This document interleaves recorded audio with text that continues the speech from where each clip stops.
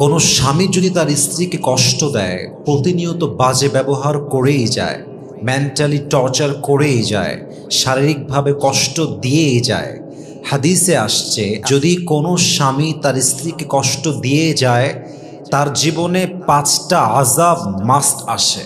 তাকে 5টা শাস্তি ফেস করতেই হয়, দুনিয়াতেও ফেস করতে হয়, আখিরাতেও ফেস করতে হয়।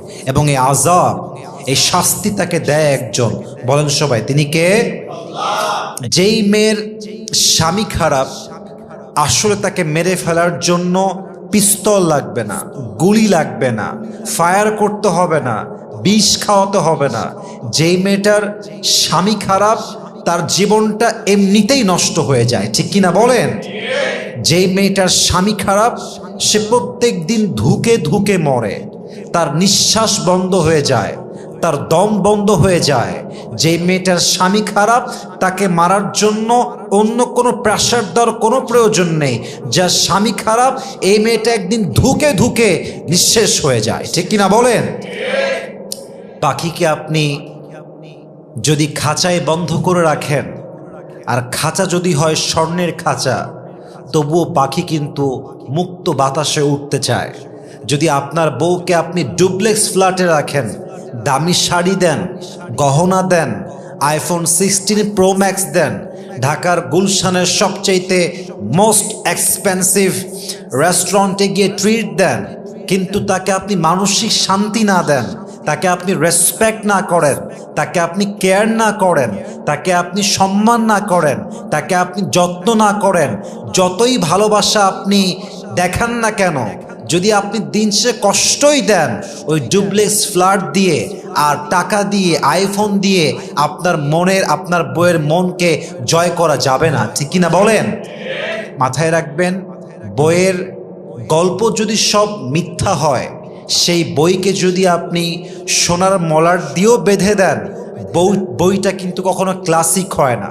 ঠিক তেমনিভাবে যদি আপনার ওয়াইফকে আপনি গহনা দিয়ে সাজিয়ে দেন, ডুপ্লেক্স ফ্ল্যাটে রেখে দেন, BMW-তে চড়িয়ে ঘুরে বেড়ান, আর যদি মানসিকভাবে কষ্ট দেন, তাকে নির্যাতন করেন, জুলুম করেন, ডিসরেসপেক্ট করেন, তাকে সম্মান না করেন, কেয়ার না করেন, মাথায় রাখবেন, কেয়ার না করে, অসম্মান করে যতই সোনা দেন, যতই গহনা দেন, আপনার বইয়ের জীবনটা কখনো, ইতিহাসটা কখনো রোমান্টিক হবে না, শান্তির হবে না, ঠিক কিনা বলেন?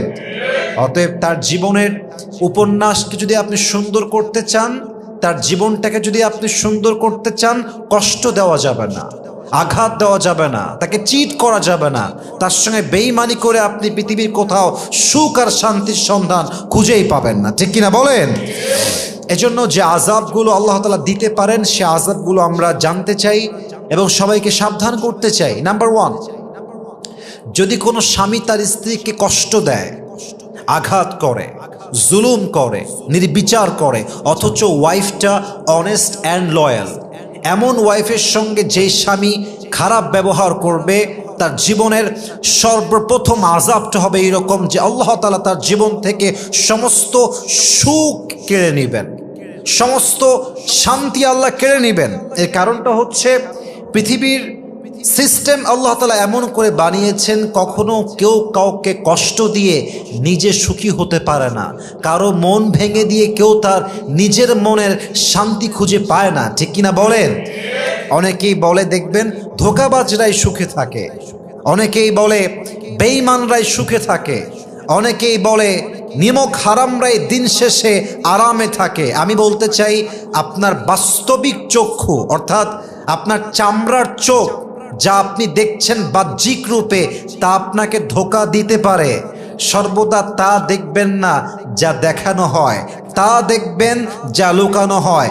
মাথায় রাখবেন, আল্লাহর খেলা বড় খেলা, আল্লাহর ধরা বড় ধরা। আল্লাহ কাউরে ধরে না, ধরলে কিন্তু আল্লাহ ছাড়ও দেয় না, ঠিক কিনা বলেন? আল্লাহ ছাড় দেন কিন্তু ছেড়ে দেন না। অতএব মাথায় রাখবেন, যেই স্বামী তার স্ত্রীকে কষ্ট দেয়, বাজে ব্যবহার করে, তার মনের সুখ কেড়ে নেয় একজন, আওয়াজ দিয়ে বলেন সবাই তিনি কে? কোরআনে আল্লাহ তাআলা বলেছেন, ওয়াশিরুহুন্না বিল মারুফ, একজন পুরুষের কাছে সব সবচেয়ে উত্তম ব্যবহার পাওয়ার যোগ্য হচ্ছে তার ওয়াইফ। আপনি যখন বিয়ে করেছেন, একটা মারাত্মক হাদিস বলছি, খুব ভালো করে শুনবেন। আল্লাহর রাসূল সাল্লাল্লাহু আলাইহি ওয়াসাল্লাম বলেছেন, একজন পুরুষ বিয়ে করার পরে তার মায়ের হক পিছনে হয়ে যায়, বাবার হক পিছে চলে যায়, বোনের হক পেছনে, ভাইয়ের হক পেছনে, বন্ধুর হক পেছনে, আত্মীয়র হক সব পেছনে। আল্লাহর হাবিব বলছেন, বিয়ের পর পুরুষের জন্য সবচাইতে গুরুত্বপূর্ণ লিস্টে যার হক সবার আদায় করতে হবে তার নাম হচ্ছে বউ। সুবহানাল্লাহ পড়েন সবাই। আপনি যখন বিবাহিত, আপনার মায়ের হক পেছনে। হোয়াট অ্যান অ্যামেজিং হাদিস! বাবার হক পেছনে, বোনের হক পেছনে, বন্ধুর হক পেছনে, ভাইয়ের হক পেছনে। একজন পুরুষের জীবনে সবচেয়ে প্রথম যেই মেয়েটা প্রায়োরিটি লিস্ট নাম্বার 1-এ থাকবে সে হচ্ছে তার ওয়াইফ, সে তার স্ত্রী। সুবহানাল্লাহ পড়েন সবাই।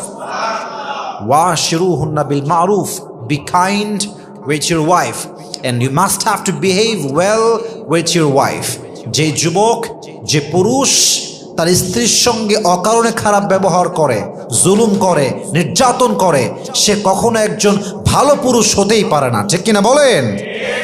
এক নাম্বার গেল। তাহলে যেই স্বামী তার বউকে কষ্ট দেয়, আল্লাহ তার মনের শান্তি কেড়ে নেয়। 2 নাম্বার, যে স্বামী তার বউকে কষ্ট দেয়, 2 নাম্বার আযাবটা হচ্ছে যে পুরুষ তার বউকে কষ্ট দিয়েছে, অকারণে মানসিক নির্যাতন করেছে, জুলুম করেছে, তার হক নষ্ট করেছে, তার জীবনের সবচেয়ে বড় আযাব হচ্ছে তার জীবনের সমস্ত অন্যায় মাফ হতে পারে। নামাজ পড়ে নাই, মাফ হতে পারে। রোজা রাখে নাই, মাফ হতে পারে। দাড়ি কেটেছে, মাফ হতে পারে। সুদ খেয়েছে, মাফ হতে পারে। কিন্তু যে পুরুষ তার বউকে অকারণে কষ্ট দিয়েছে, জুলুম করেছে, নির্বিচার করেছে, ধোঁকা দিয়েছে, বিশ্বাস রাখেন সমস্ত আযাব মাফ হয়ে যাবে, বাট কবরে যাওয়ার পরে বান্দার হক বান্দা যতক্ষণ মাফ না করবে এটা কখনোই ক্ষমা হবে না। ঠিক কিনা বলেন? বান্দার হক বড় মারাত্মক জিনিস। আল্লাহ রসুল বলেছেন, হক হচ্ছে 2 প্রকার। এক হচ্ছে হকুল্লাহ, 2 হচ্ছে হকুল ইবাদ। আল্লাহর হক হলো নামাজ, পড়েন নাই আল্লাহ মাফ করতে পারে। আল্লাহর হক হলো রোজা, করেন নাই আল্লাহ মাফ করতে পারে। আল্লাহর হক হলো হজ, করেন নাই আল্লাহ মাফ করতে পারে। যে কোনো হক আল্লাহর হতে পারে, বান্দা না করলে আল্লাহ ক্ষমাও করতে পারে। কিন্তু যেই হক বান্দার হয়, আল্লাহর রসুল বলেছেন, বান্দা যতক্ষণ পর্যন্ত মাফ না করে আল্লাহ ততক্ষণ পর্যন্ত মাফ করেন না। অতএব যেই যুবক, যেই পুরুষ অকারণে কোনো কারণ ছাড়া বউকে জুলুম করে, আযাবে রাখে, মানসিক টর্চার করে, শারীরিক টর্চার করে, এটা তার বউয়ের হক সে নষ্ট করছে। যতক্ষণ পর্যন্ত বউ মাফ না করবে ততক্ষণ পর্যন্ত আল্লাহ তাকে মাফ করবে না। ঠিক কিনা বলেন?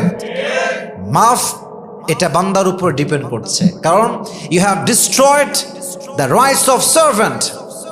আপনি একজন বান্দার হক নষ্ট করেছেন। অতএব মাথায় রাখবেন, বউকে কষ্ট দিলে আপনার যতই আমল থাকুক, যতই রোজা হোক, যতই হজ হোক, দাড়ি হোক, জুব্বা হোক, টুপি হোক, বইয়ের হক নষ্ট করেছেন, কবরে যাওয়ার পর দেখবেন সব নিয়ে গিয়েছেন, সব মাটি। আল্লাহ বলবে, তোর বউয়ের কাছে ক্ষমা চাস নাই তুই, তোর বউ যেহেতু মাফ করে নাই, তোর জন্য আল্লাহর জান্নাত হারাম হয়ে গিয়েছে। ঠিক কিনা বলেন? বুঝে শুনে চরিত্রবান স্ত্রীর সঙ্গে খারাপ ব্যবহার করার পূর্বে, অনেস্ট অ্যান্ড লয়াল ওয়াইফের সঙ্গে খারাপ ব্যবহার করার পূর্বে think about it, 100 times think about it। 100 বার ভাববেন। আল্লাহ আমাদের সবাইকে বোঝার তৌফিক দান করুক। পড়েন সবাই আমিন।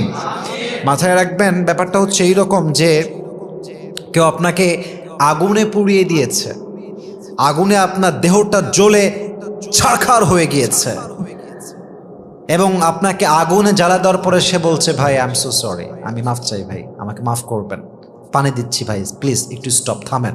পানি দিল, ক্ষমা চাইলো, যতই ক্ষমা চাক, আগুনে যে আপনার দেহের চামড়াটা ঝলসে গেছে, এটা কি আগের মতো রূপে আর ফিরে আসতে পারবে যুবক ভাইয়েরা?